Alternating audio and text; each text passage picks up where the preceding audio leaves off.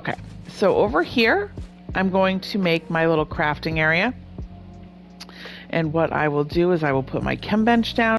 Then you need a smithy. I always put a smithy everywhere because it never hurts to have them. I am a big fan of having everything you need in one area. I don't, if you need crops and berries to make stuff, I prefer to have everything in just one area so you don't have to search for it. So there's that. And then we will put, now, they have these new industrial preserving bins. If you get the Bob's Tails, these things are great. And what this does is this cooks jerky so much faster than the standard preserving bin. If you don't have Bob's Tails, that's okay.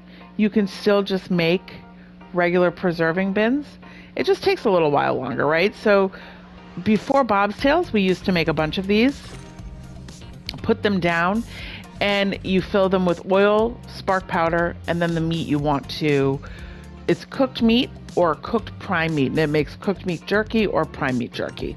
I'll just put 2 down so you can see them. All right, and then I always have a vault in here, and this is so I can store extra fertilizer or anything like that. The other thing that I will do a video on, which I don't have in here now because we have to do, is tame a beet.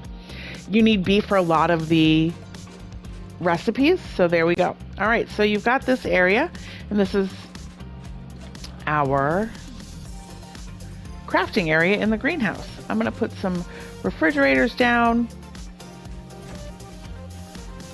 just in here, so if you ever need to just store your veggies, you can do that, or your berries, you can do that as well.